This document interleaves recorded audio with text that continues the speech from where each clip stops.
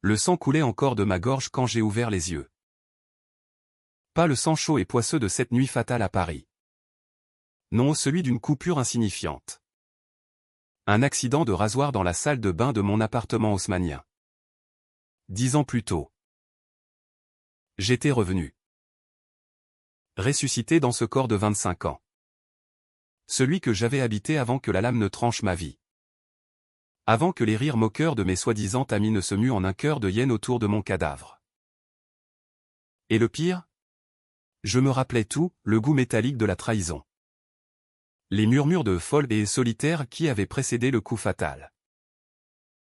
Cette fois. Je ne serai pas la victime. Cette fois.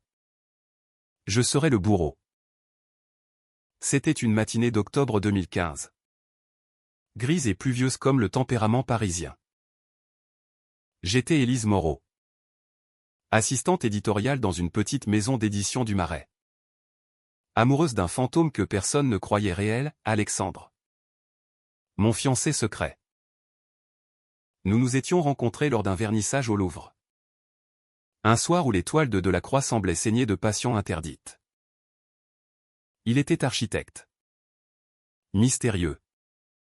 Voyageant souvent pour des projets confidentiels en Afrique. Nos fiançailles?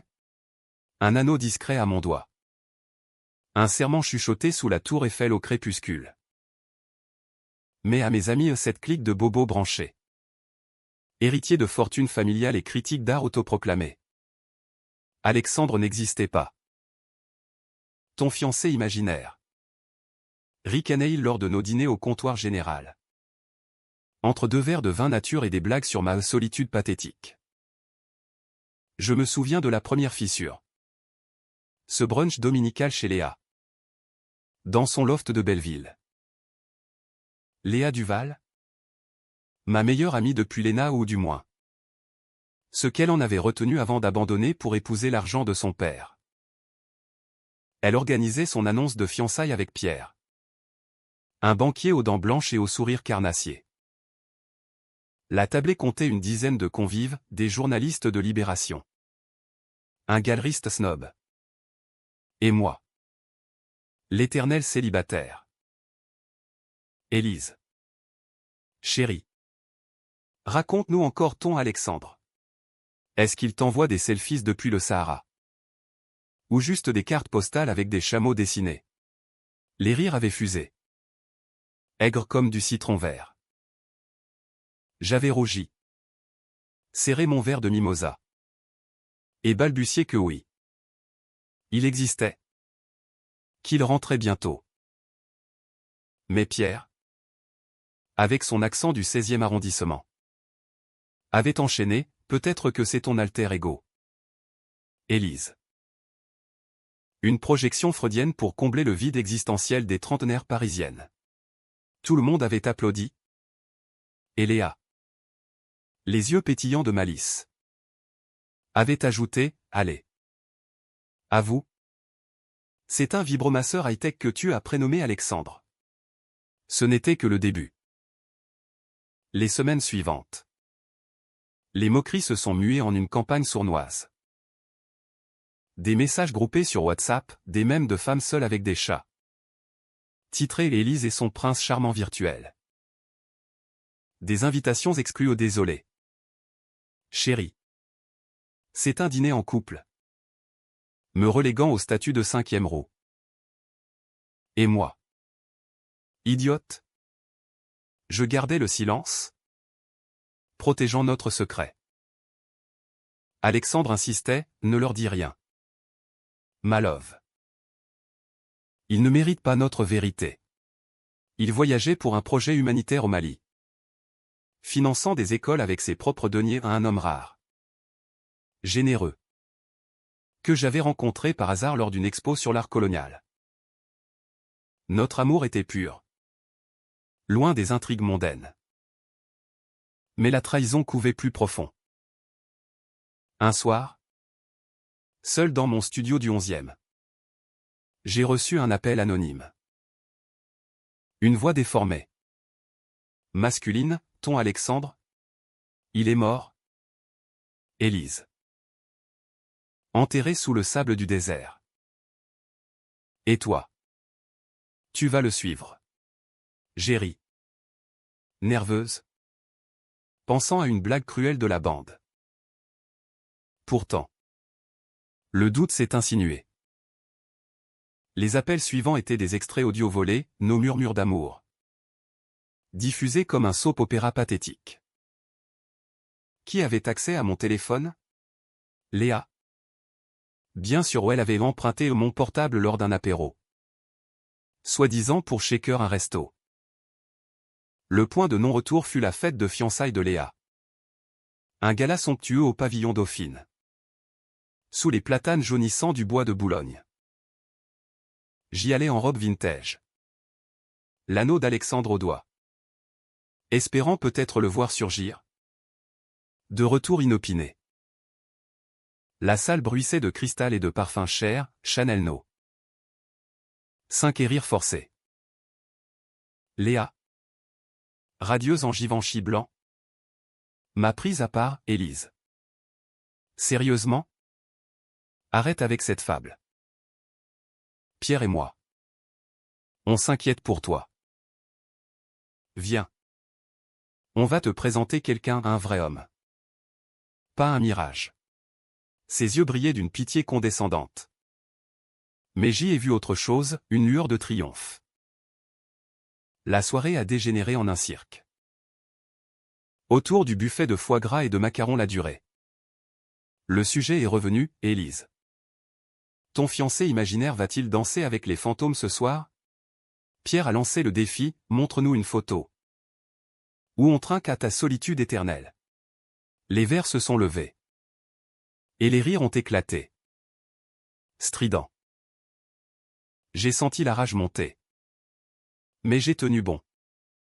Sortant mon téléphone pour un selfie récent d'Alexandre torse nu sous le soleil malien. Sourire éclatant. Le voilà. Silence. Puis. Explosion, Photoshop. C'est un acteur porno, hurla un invité. Léa a arraché l'appareil. Zoomant sur un détail, un tatouage tribal au poignet. Attends. Pierre?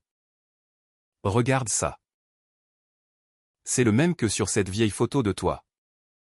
À l'université. Le choc m'a foudroyé. Pierre?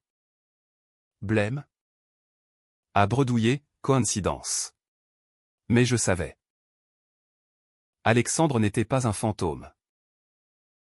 Pire, il était le passé de Pierre. Mon Pierre d'université? Celui que j'avais aimé en secret avant qu'il ne me jette pour Léa. Sa fiancée idéale. Alexandre. C'était lui.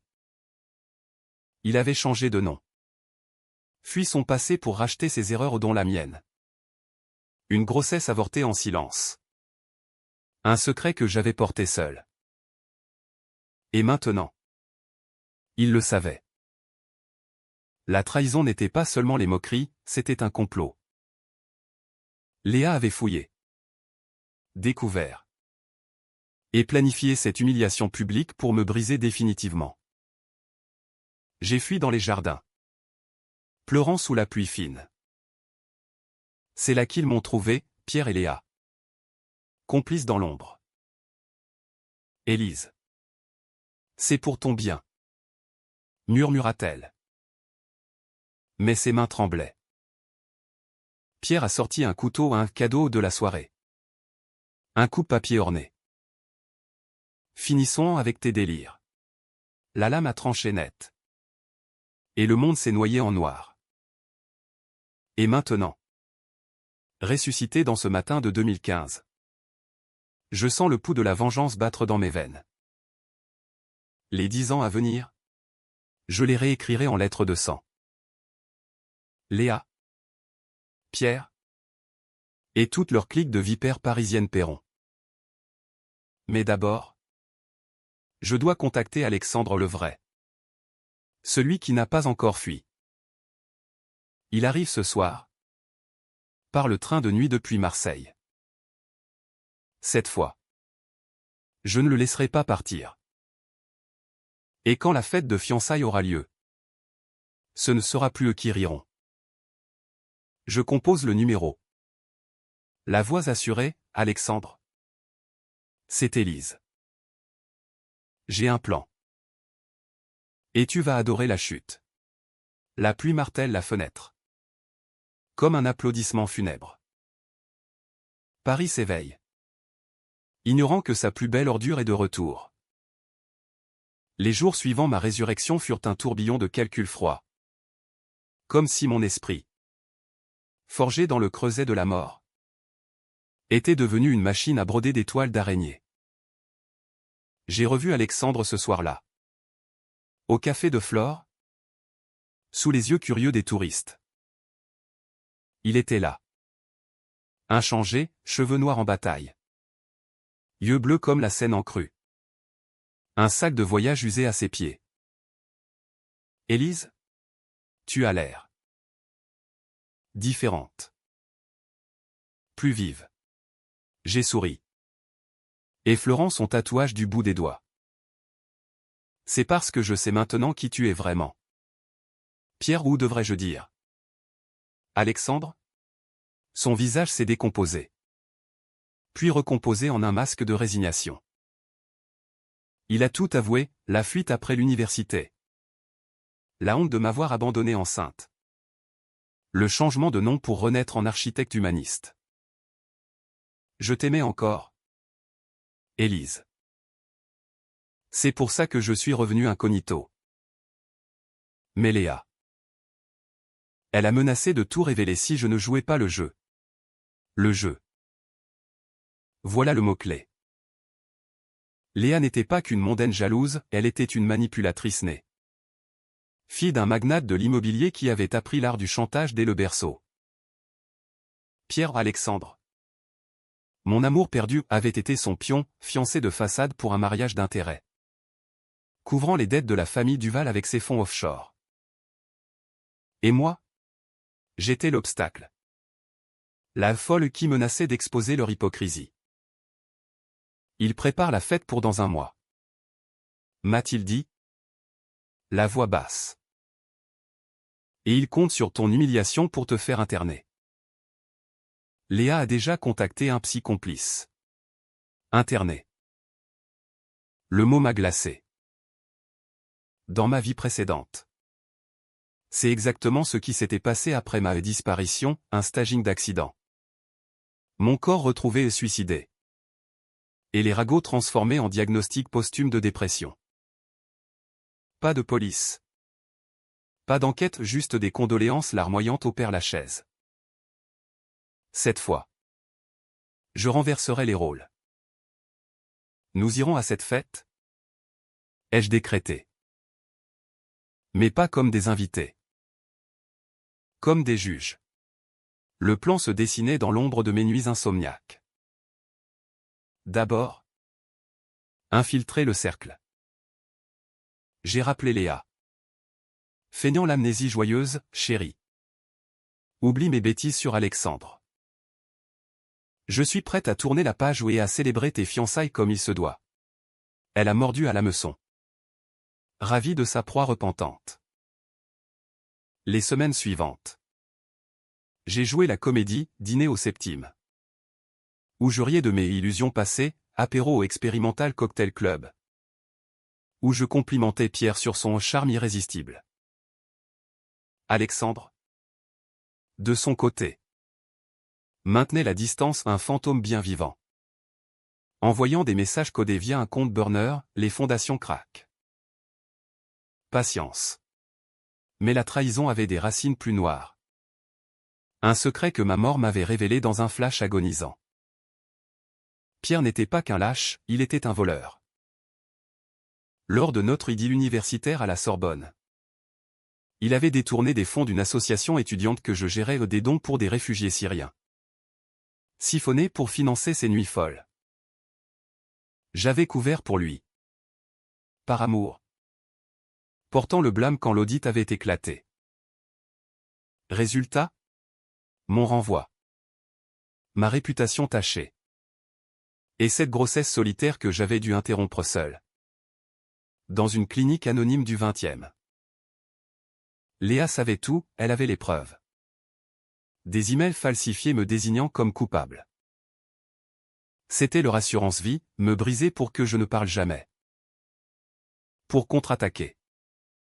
J'ai fouillé. Utilisant mes contacts à l'édition, un hacker freelance déguisé en correcteur. J'ai accédé au serveur de Duval Immobilier.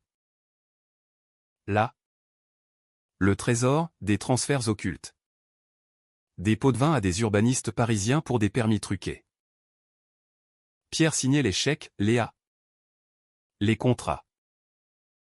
Un scandale suffirait à les ruiner. Mais non, trop propre. Trop légal.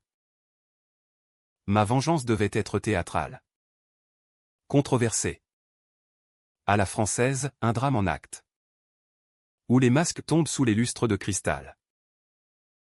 Le premier acte, semait le doute. Lors d'un vernissage au palais de Tokyo. J'ai glissé à l'oreille d'un journaliste de Le Monde un amant d'un soir. Oublieux mais bavard, un indice anodin, as-tu entendu?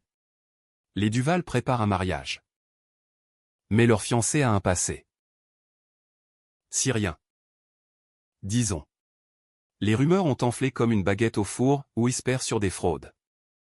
Des amours illicites. Léa paniquait dans nos textos, Élise. Qu'est-ce que tu as dit? Pierre est furieux. Je répondais. Innocente, rien. Chérie. Juste la vérité qui sort. Alexandre et moi nous voyons en secret. Dans des motels discrets de la banlieue. Où l'amour se muait en stratégie. Et si on annulait tout, murmurait-il un soir. Sa peau contre la mienne. Fuyons à nouveau. Mais je secouais la tête, non. Ils doivent saigner en public. Nos étreintes étaient fiévreuses.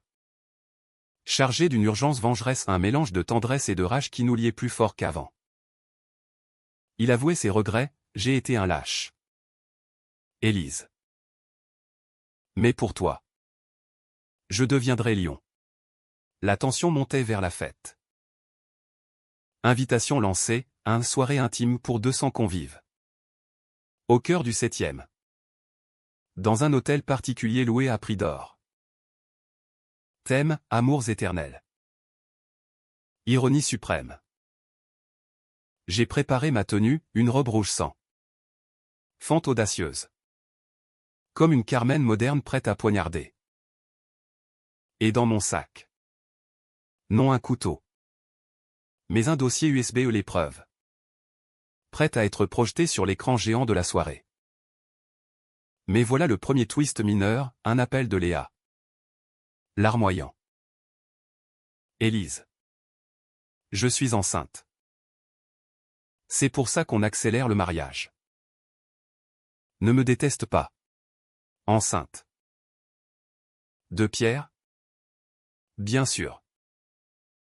Une vie innocente au milieu du chaos. Ma main a tremblé sur le combiné. Tuer le serpent sans blesser l'œuf? La décision était controversée. Morale floue à la française. Où l'avortement est droit mais la vengeance. Ah. J'ai raccroché. Le cœur serré. On ajuste le plan? Ai-je dit à Alexandre plus tard. Pas de ruine totale. Juste assez pour qu'il saigne sans mourir. Pourtant. Au fond. Je sentais la fissure en moi. Ressusciter m'avait rendu impitoyable. Mais pas inhumaine. Où était-ce l'inverse? La pluie de Paris lavait les rues. Mais pas les âmes. La fête approchait. Et avec elle. Le premier sang. La nuit de la fête arriva comme un orage d'été sur la capitale, lourde. Électrique. Imprégnée de l'odeur de jasmin et de trahison. L'hôtel particulier du 7e arrondissement. Vestige du 18e avec ses dorures fanées et ses miroirs qui renvoyaient des reflets déformés. Abritait 200 âmes en liesse factice. Serveur en queue de pie glissait entre les invités. Offrant du Dom Pérignon et des amuse-bouches au caviar, un décor digne d'un Molière moderne. Où les vices se masquaient en vertu. J'entrai au bras d'Alexandre. Non comme l'ombre repentante, mais comme une reine en exil, robe rouge écarlate. Cheveux relevés en chignon sévère. Un pendentif en forme de serpent à mon cou. Lui, en smoking taillé sur mesure, avait retrouvé son assurance d'antan. Pierre n'était plus qu'un fantôme. Léa nous repéra immédiatement. Figé près du bar en marbre. Sa robe blanche, Empire style, soulignait déjà un ventre naissant. Élise. Et qui est-ce? Sa voix chevrotait. Un mélange de joie feinte et de terreur instinctive. Je souris. Carnassière, Alexandre. Bien sûr. Mon fiancé. Le vrai. Un silence de tombe s'abattit sur le petit groupe autour d'elle. Pierre. Blême comme un marbre de Carrare. Et une poignée de curieux. Puis. L'explosion, murmure. Regard en coin. Un éclat de rire étouffé d'un invité saoul. Pierre s'avança. Poing serré, c'est une blague. Élise. Ton. Imagination refait surface? Alexandre ou Pierre? Pour eux planta son regard dans le sien propre. Un duel d'ombre. Pas d'imagination. Cousin. Juste la vérité que tu as fui. Le mot au cousin claqua comme un fouet, c'était notre couverture. Une parenté inventée pour lisser les angles. Mais les yeux de Pierre s'écarquillèrent, reconnaissance. Puis rage. Toi. Impossible. Léa intervint. Hystérique, sécurité. Faites-les sortir. C'est fou. Mais trop tard, les rumeurs avaient déjà pris feu, se propageant comme un feu de paille dans les salons adjacents. C'était le signal. Alexandre activa l'USB via une connexion discrète au système son un hack enfantin pour un pro comme lui. L'écran géant, prévu pour un diaporama nuptial kitsch, s'alluma sur des documents scannés, transfert bancaire de l'association étudiante. Email entre Pierre et un compte offshore au Caïman. Photos de chantiers illégaux Duval, immeubles rasés sans permis. Familles expulsées des banlieues pour des lofts de luxe. Amours éternels. Titra l'une des slides en lettres écarlates. Ou profits éternels? La salle se figea. Verre en suspens. Bouche bée. Un galeriste hurla, c'est un canular? Mais non, les preuves étaient irréfutables. Signé digitalement. Pierre bondit vers l'écran. Mais Alexandre le ceintura un geste fluide. Appris dans les rues maliennes. Pas si vite. Frère. Tu as volé des orphelins syriens pour tes caprices. Et Élise? Tu l'as laissée saigner seule. Enceinte de toi. Le secret jaillit comme une lame, ma grossesse. L'avortement forcé par la honte. Le blâme porté injustement. Les invités aux ces élites du Marais. Si prompts à juger ou se détournèrent. Chuchotant. Léa s'effondra en larmes, c'est faux. Élise est folle.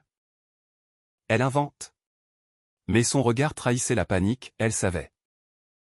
Avait même poussé Pierre à me quitter pour protéger notre amitié. La tension culmina en un chaos contrôlé. Un journaliste. Celui du Monde que j'avais ensemencé. Filmé discrètement, demain. Ça ferait la une.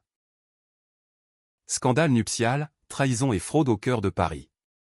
Pierre, libéré de l'étreinte d'Alexandre, se rua sur moi, salope. Tu vas payer pour ça. Sa main vola. Mais je l'esquivai. Talons claquants sur le parquet ciré. Payer? C'est toi qui as payé avec mon âme. Pierre. Et maintenant? Le monde saura. Les invités formaient un cercle. Voyeurs fascinés à un opéra buffa où la vengeance prenait les traits d'une diva outragée. Pourtant, au milieu du tumulte, la décision controversée frappa Léa à genoux, suppliante. Élise. L'enfant. Il n'a rien fait. Pitié. Son ventre. Cette vie innocente me transperça. Dans ma vie antérieure, j'avais perdu la mienne sans choix, détruire une autre. C'était le bord du gouffre moral. Un dilemme à la Camus, révolte ou absurdité? J'hésitais. Le cœur cognant. Alexandre me toucha l'épaule, laisse-les pourrir lentement. La loi s'occupera d'eux. Je hochai la tête. Et nous reculâmes vers la sortie. Sous les flashs des smartphones. Dehors. Sous la lune voilée. Paris respirait l'indifférence. Alexandre m'embrassa. Urgent, c'est fini? Pas encore. Murmurai-je. Car le twist couvait, Pierre n'était pas le seul serpent. Dans le dossier. Un fichier caché à un audio de Léa. Confessant non seulement le chantage, mais un crime plus sombre, l'empoisonnement lent d'un rival familial. Pour hériter plus tôt. Elle l'avait fait avouer sous la torture psychologique. Et Pierre avait couvert. La police? Elle viendrait. Mais pas avant que je ne savoure. Nous marchâmes le long de la Seine. Bras dessus bras dessous. La vengeance avait goût de liberté. Mais aussi d'amertume. Étais-je devenu comme eux manipulatrice? Impitoyable? La nuit avala mes doutes. Et pour la première fois depuis ma résurrection, je dormis d'un sommeil sans cauchemar. Les lendemains de scandale à Paris sont des chefs-d'œuvre de hypocrisie, sourire tendu aux terrasses du Fouquet's. Article voilé dans le Figaro. Et un exil discret vers les villas de la Côte d'Azur. Pour Léa et Pierre. Ce fut pire une tempête judiciaire qui balaya leur château de cartes en l'espace d'une semaine. Le Monde titra le mariage maudit, fraude et secret enterré. Avec ma silhouette floue en ombre vengeresse. Les Duval? Pères indignes. Coupèrent les vivres, Pierre fut arrêté pour détournement. Menottes au poignet devant les paparazzi. Léa, enceinte et brisée, se réfugia dans une clinique privée du 16e. Murmurant des aveux à un avocat dépassé. Mais ma vengeance n'était pas assouvie. Ressuscité. J'avais appris la patience des damnés, frappés non une fois, mais en écho. Jusqu'à ce que les os craquent. Alexandre et moi nous installâmes dans un appartement surplombant Montmartre vue sur le Sacré-Cœur. Ironie divine pour des pécheurs repentis.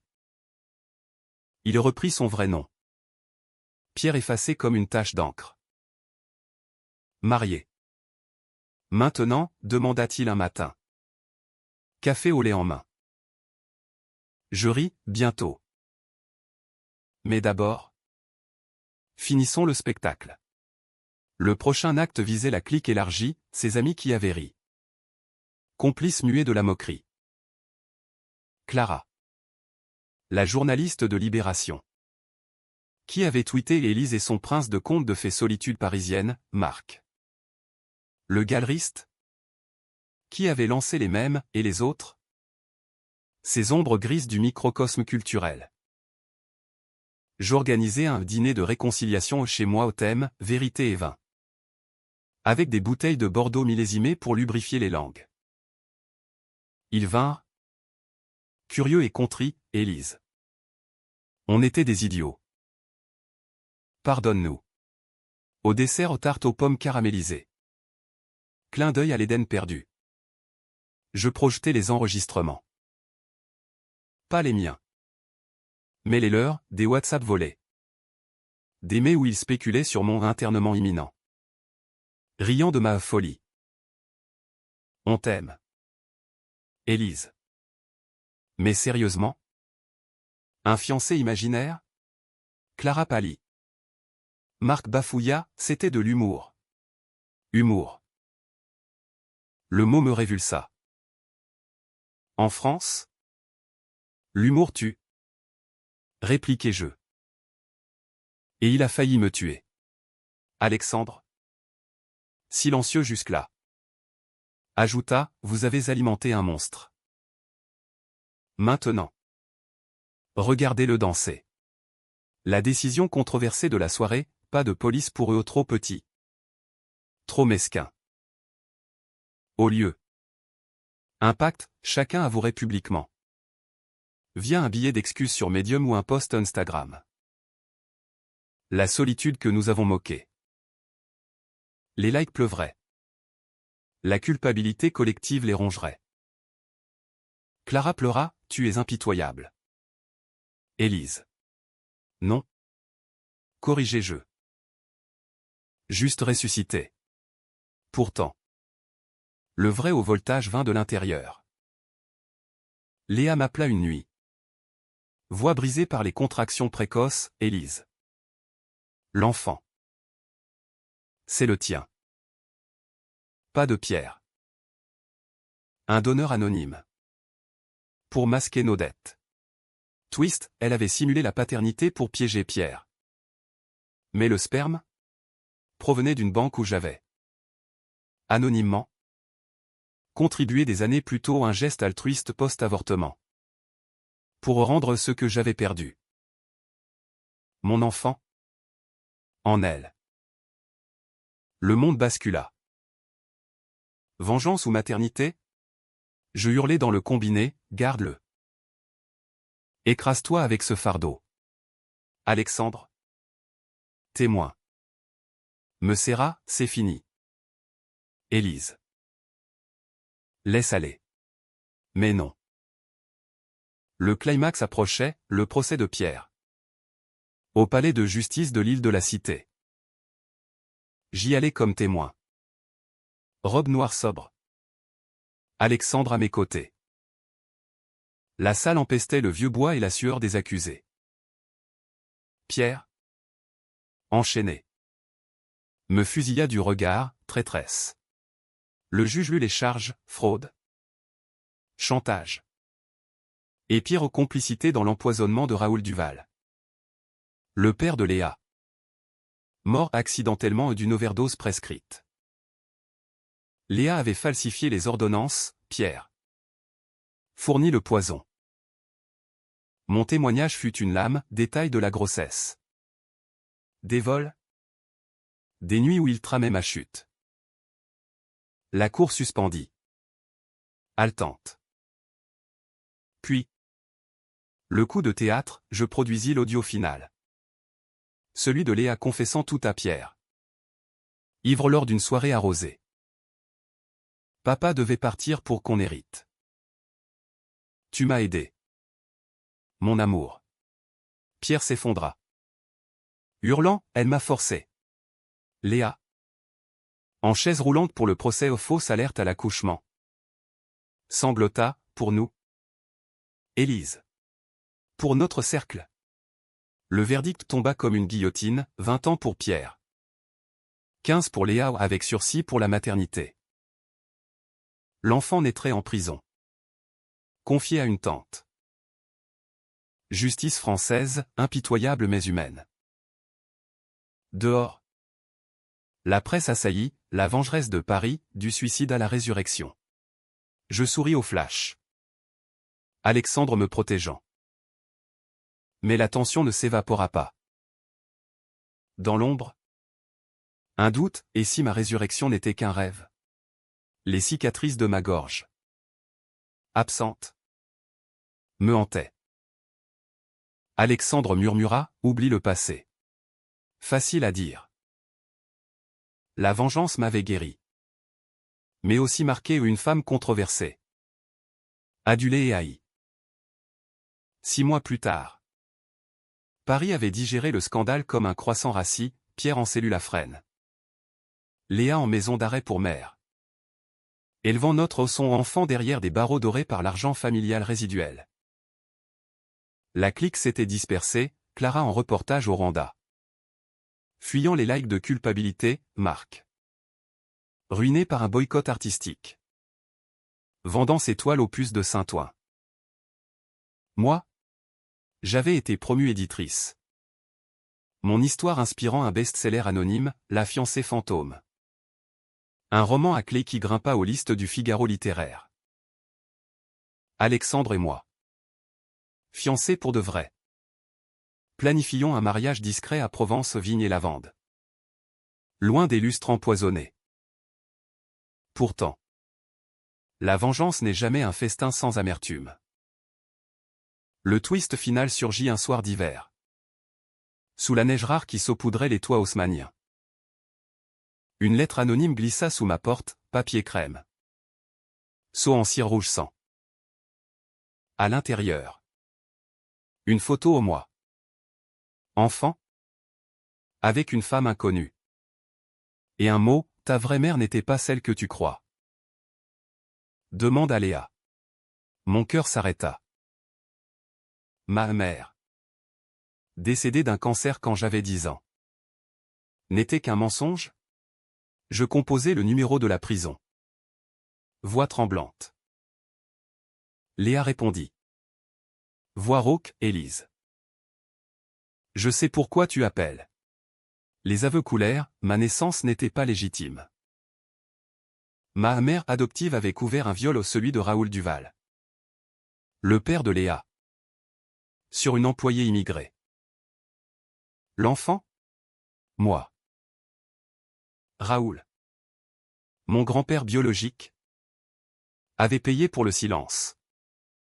Mais Léa l'avait su. Empoisonné pour venger sa propre enfance brisée. Tu es de mon sang. Élise. Une Duval bastarde. C'est pour ça que je t'ai haï, tu portais son péché. Le secret ultime, la trahison originelle. Un cycle de sang qui m'avait mené à la mort. Puis à la résurrection.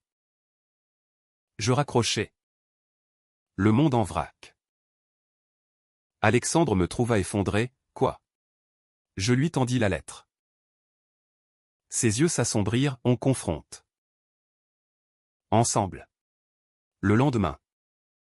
Visite à Léa. Dans la salle grise de la prison de Fleury-Mérogis.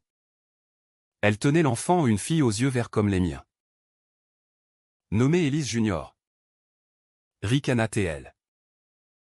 Ton héritage. La confrontation fut un duel verbal, accusation. Larmes. Révélation. Tu m'as tué pour cacher ça, hurlai-je. Elle secoua la tête, non. Pour briser le cycle. Mais j'ai échoué. La décision finale. La plus controversée, pardon. Pas par faiblesse. Mais par force, un acte existentiel. Sartrien. Où je choisissais ma liberté. Garde-la. Dis-je. Touchant la main de l'enfant. Éduque-la mieux que nous. Léa pleura. Brisée. Dehors. Alexandre m'étreignit, tu es plus grande qu'eux. Nous partîmes. Laissant le passé en cage. Le mariage eut lieu au printemps. Sous les oliviers de Gordes. Pas de invités snob. Juste des âmes simples, un prêtre laïque. Des amis vrais découverts dans l'épreuve. Veux échanger au coucher du soleil, je te prends. Dans la vie et la mort et la résurrection. La nuit fut une célébration, corps entrelacés. Rire libéré. Un futur tissé de fils solides. Des années passèrent. Paris oublia. Mais pas moi. J'écrivis un second livre. Cycle brisé. Sur le pardon comme vengeance ultime. Léa sortit après 10 ans. L'enfant, ma nièce sœur, grandit en femme forte. Ignorant les ombres. Pierre pourri en cellule. Un fantôme oublié. Et moi? Élise Moreau. 2 fois née. Vivante dans une ville qui pardonne tout. Sauf l'oubli. La boucle se ferma un soir d'octobre. 10 ans après ma résurrection. Assise au flore avec Alexandre. Un mimosa en main. Je vis passer un couple riant écho de ce brunch fatal. Je souris, à la santé des imaginaires devenus réels. Il trinqua, et des vengeances qui guérissent. Paris bruissait. Indifférente. Mais dans mon cœur. La lame s'était émoussée en plumes. Fin. Ou pas. Car la vie, comme la littérature française, adore les épilogues imprévus. Un jour, une lettre de l'enfant, tante Élise. Raconte-moi ton histoire. Je souris. Le cycle recommence mais cette fois. En lumière.